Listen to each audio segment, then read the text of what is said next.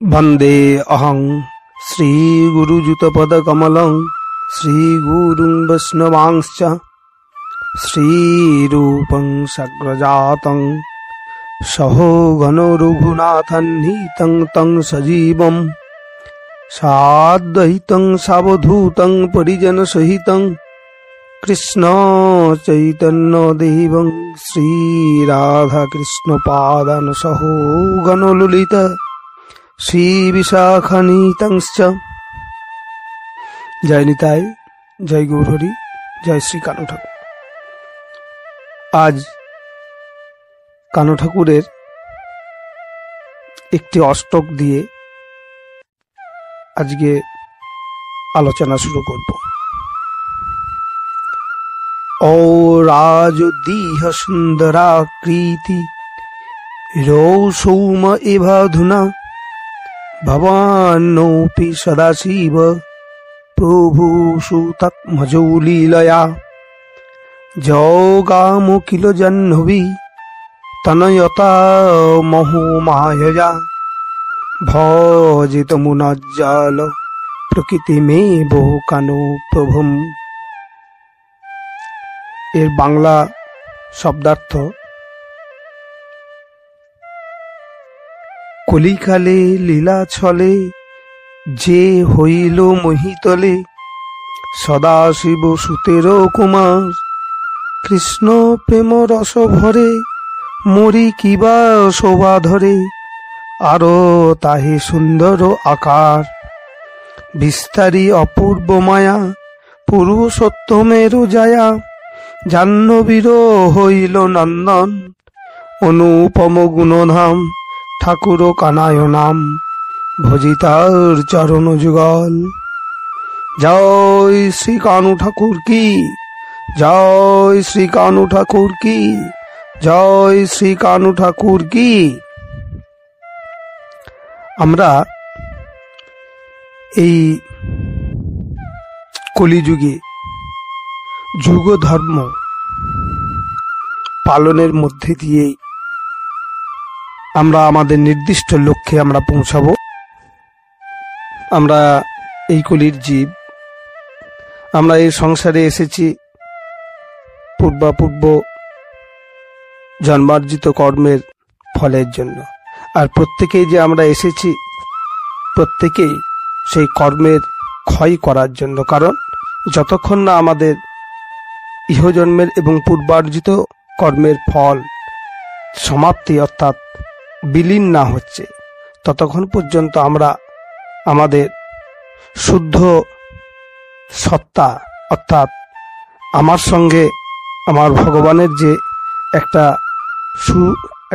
দৃঢ় সম্পর্ক, যে সম্বন্ধ বোধের জন্য আমরা অনুসন্ধান করছি, সেই সম্বন্ধ বোধের উপর ভিত্তি করে দাঁড়িয়েই আমরা সেই ভগবানের স্বরূপ সত্তার যে ঠিকানা তার খোঁজ করছি। আর এই খোঁজই তখনই সম্ভব সাধন ভজনের দ্বারা সেই ঠিকানার অনুসন্ধান করা। তাই আমরা যেহেতু এই কলির জীব, কলির যে যুগ ধর্ম, আমার গৌর সুন্দরের সাধন ভজনই আমাদের একমাত্র পথের পাথেয়। গৌর সুন্দরী যে এই কলিযুগের এই ভাগবত ধর্মের মূল ভিত্তি, প্রেমের প্রতিষ্ঠা এবং প্রেমের প্রচার, এই প্রেমকে এই সংসারের প্রতিটি কোণে কোণে প্রচার করার জন্যই আমার গোবিন্দ এই কলিযুগেতে গৌর সুন্দর রূপে প্রকটিত হয়েছেন। যদিও আমরা কেন গৌরের সাধন করব, কেন গৌরের পুজো করব, কেন গৌরের সেবা করব বা গৌরের সাধন ভজন কেন করিব সে সম্বন্ধে প্রশ্ন আগেও ছিল, এখনো হয়তো কোনো কোনো জীব করে থাকেন।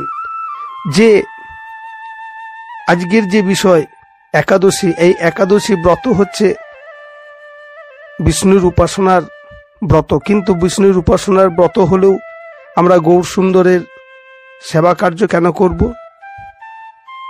যেমন এর আগে আমরা দেখেছি নীলাচলে সার্বভৌম ভট্টাচার্যের সঙ্গে গোপীনাথ আচার্যের যে কথোপকথন, তার কিছু অংশ এখানে তুলে ধরার চিন্তা ভাবনা করা হচ্ছে বা তুলে ধরা হচ্ছে। চৈতন্য চরিতামৃততে আমরা দেখতে পাই মধ্যলীলার 6 অধ্যায়ের 69 পয়ারে নীলাচলে যখন প্রভু আমার গৌরসুন্দর জগন্নাথ দর্শন করছেন, দর্শন করিতে করিতে ভাবাবেগে যখন মত্ত হয়ে গেছেন, আবেশে যখন উন্মত্ত আছেন, ঠিক সেই সময় সম্মুখে তথাকথিত সময়ের বিদগ্ধ পণ্ডিত সার্বভৌম ভট্টাচার্য, তিনি সম্মুখে উপস্থিত গোপীনাথ আচার্যকে সামনে তাকে জিজ্ঞাসা করিলেন। আমরা তা একটু দেখবার এই চৈতন্য চরিতামৃতের কয়েকটি উদ্ধৃতি তুলে আমরা একটু বুঝবার চিন্তা ভাবনা করব। কোন সম্প্রদায়ে সন্ন্যাস করিয়াছেন গ্রহণ, কিবা নাম ইহার শুনিতে হয় মন। সার্বভৌম ভট্টাচার্য গোপীনাথ আচার্যকে জিজ্ঞাসা করছেন। গোপীনাথ আচার্য তার প্রত্যুত্তরে বলছেন,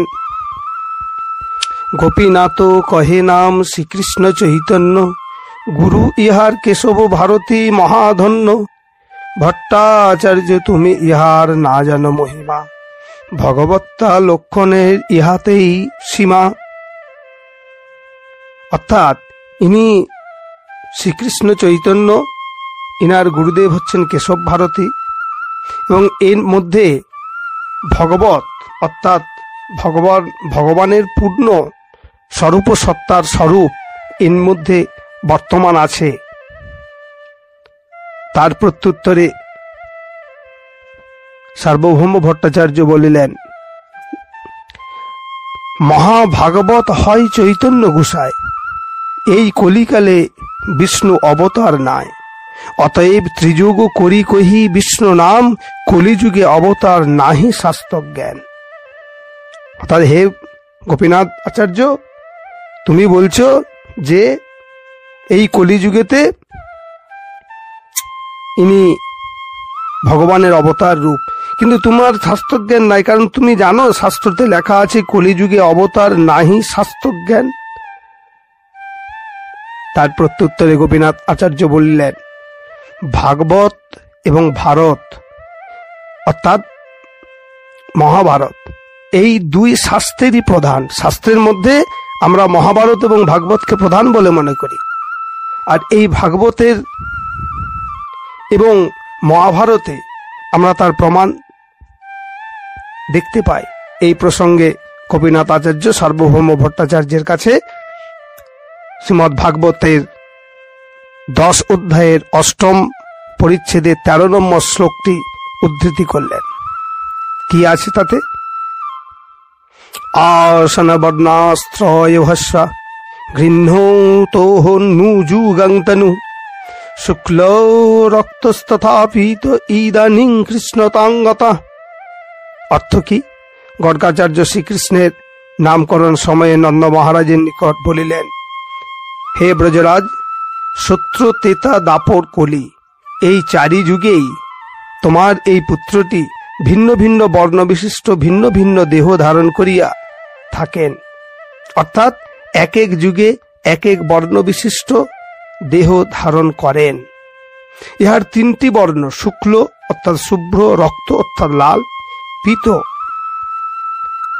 দাপরের পূর্বেই হইয়া গিয়াছে।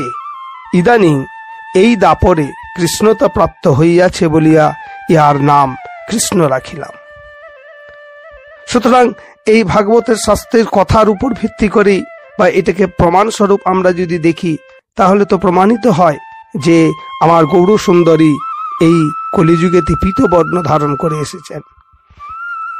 আর মহাভারতেও আমরা দেখতে পাই। এই মহাভারতের দান ধর্মের বিষ্ণু সহস্র নাম স্তোত্রতে কি দেখতে পাই? 127/75 সুবর্ণ বর্ণ হেমাঙ্গ বরঙ্গশ্চন্দনাঙ্গন্ধি সন্ন্যাসকৃচ্ছম সন্ত নিষ্ঠৌ শান্তি পরায়ণ। অর্থাৎ হরি নাম প্রচার উপলক্ষে কৃষ্ণ এই উত্তম বর্ণদ্বয় সর্বদা বর্ণন করেন বলিয়া তাহার একটি নাম সুবর্ণ বর্ণ। অর্থাৎ আমার গৌর সুন্দর এই কৃষ্ণ নামটি সর্বদাই উচ্চারিত করেন। দ্বিতীয়, তাহার অঙ্গ স্বর্ণের ন্যায় উজ্জ্বল বলিয়া তাহার একটি নাম হেমাঙ্গ। অর্থাৎ আমার গৌর সুন্দরেরও গায়ের যে রং স্বর্ণের ন্যায় উজ্জ্বল। 3, সাধারণ লোক অপেক্ষা দেহের বিভিন্ন অঙ্গ শ্রেষ্ঠ বলিয়া বরাঙ্গ। চন্দনের অঙ্গদ বাহুভূষণে ধারণ করেন বলিয়া চন্দনাঙ্গী এর এক নাম। সন্ন্যাস গ্রহণ করিয়াছেন যিনি, অর্থাৎ যিনি সন্ন্যাস অবলম্বন করিয়ায় প্রেম ভক্তির প্রচার করিয়াছেন তিনি। সম, যাহার বুদ্ধি ভগবানে নিষ্ঠা লাভ করিয়াছেন। 7, শান্ত স্থির চিত্ত, অচঞ্চল চিত্ত বলিয়া তাহার নাম শান্ত।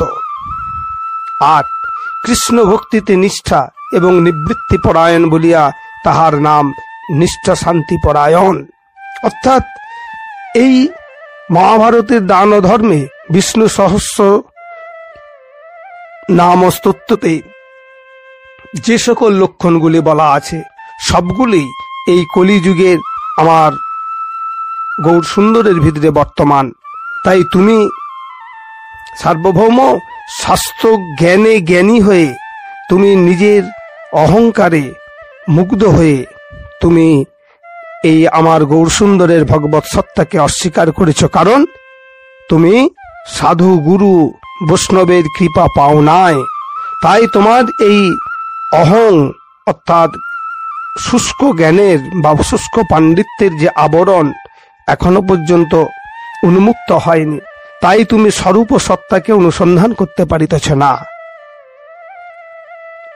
আমরা এই রূপে আমাদের যে স্বরূপ সত্তার সন্ধান পাওয়ার জন্যই আমরা এই গৌর সুন্দরেরই প্রচারিত সনাতন ধর্মের ধারক এবং বাহক হিসেবে গৌর সুন্দরের পূজা, গৌর সুন্দরের মত, গৌর সুন্দরের চিন্তা, গৌর সুন্দরের দেখানো পথকেই আমরা যদি পাথেয় করে আমরা যদি গৌর সুন্দরের সেবা কার্যের সঙ্গে নিজেদেরকে যুক্ত করতে পারি, তাহলে অবশ্যই আমরা প্রেমের অধিকারী হইতে পারিব। আমার গৌর সুন্দরের দেখানো পথের মধ্যে তিনি যে প্রেম পাওয়ার জন্য যে 64 প্রকার সাধন অঙ্গের কথা বলেছেন, তার এক সাধন অঙ্গ হইল একাদশী ব্রত। মাঘ মাসের শুক্লপক্ষের যে একাদশী, তার নাম এবং তার মাহাত্ম্য জানিবার ইচ্ছা জাগিলে যুধিষ্ঠিরকে শ্রীকৃষ্ণ বলিলেন যে মাঘ মাসের শুক্লপক্ষের একাদশী দেবীর নাম হচ্ছে জয়া একাদশী। এই একাদশী দেবীর পদাশ্রিত এই কনিষ্ঠ সাধককে সাধন পথের সকল রকম বাধা অতিক্রম করার শক্তি প্রদান করেন এবং অন্তিমে বৈকুণ্ঠ লোকে পৌঁছে দেন। তাই সকল বাধাকে জয় করেন বলিয়া এই একাদশী দেবীকে জয়া একাদশী বলে। এই বিষয়ে পুরাকালে এক কাহিনী আছে, তা আমি তোমাকে বলিতেছি, মনোযোগের সহিত শ্রবণ করো। বিভিন্ন পুরাণে এই একাদশী দেবীর নামও বিভিন্ন রকম। ভবিষ্য পুরাণে জয়া একাদশী, শ্রী গরুড় পুরাণে ভৌমি নামেও পরিচিত আছে। যাই হোক, স্বর্গলোকের একদিন দেবরাজ ইন্দ্রের রাজসভায় গন্ধর্বরাজ পুত্র পুষ্পদত্তের পুত্র মাল্যবান এবং চিত্রসেনের পত্নী মালিনীর কন্যা পুষ্পবন্তী নামক কন্যাকে দেখিয়া আশ্চর্যান্বিত হইয়া জিজ্ঞাসা করিলেন, তোমরা এখানে কি করিয়া উপস্থিত হইয়াছ? তার কারণ, তোমাদিকে তো আমি অভিশাপ দিয়াছিলাম। কি করিয়া এই অভিশাপ হইতে মুক্ত হইলে? তখন বিনীত ভরে মাল্যবান বলিলেন যে, হে দেবরাজ,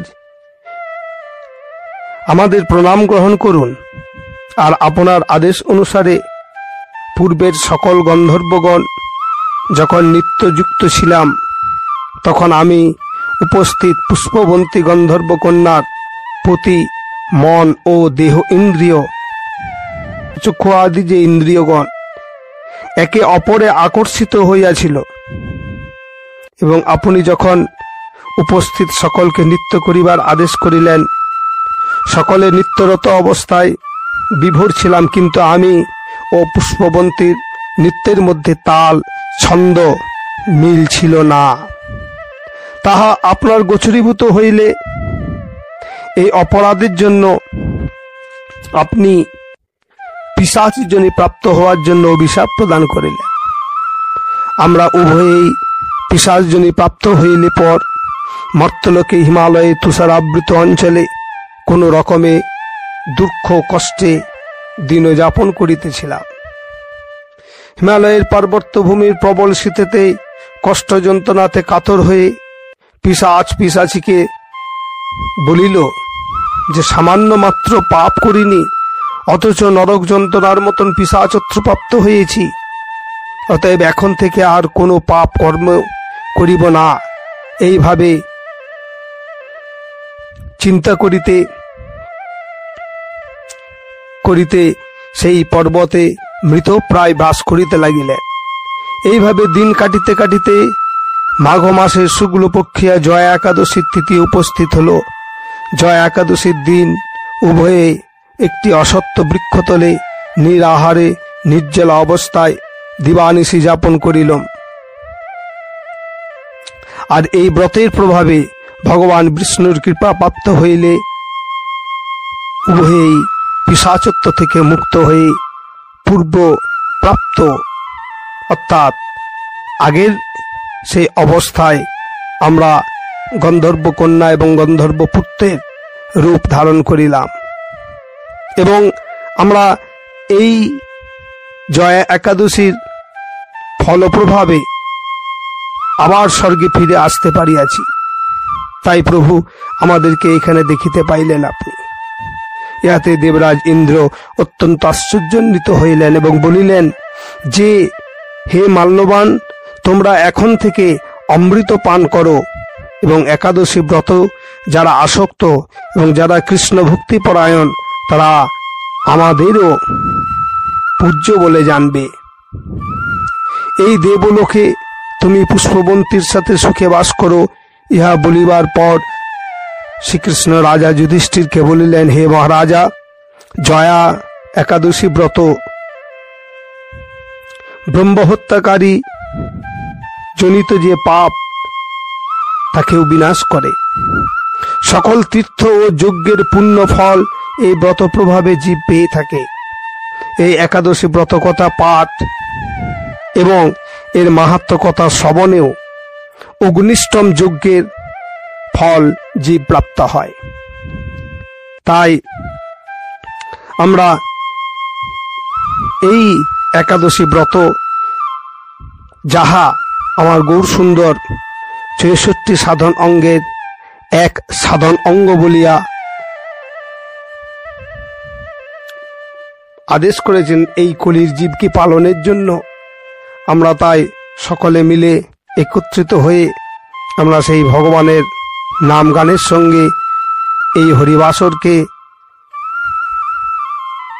ভগবানের নাম গানের মধ্যে দিয়ে অতিবাহিত করিব। হরে কৃষ্ণ কৃষ্ণ কৃষ্ণ হরে হরে, হরে রাম রাম রাম হরে হরে, হরে কৃষ্ণ কৃষ্ণ কৃষ্ণ হরে হরে, হরে রাম রাম রাম হরে হরে। জয় নিতাই, জয় ঠাকুর কানাই, জয় গৌর সুন্দর কি, জয় গৌর সুন্দর কি, জয় গৌর সুন্দর কি।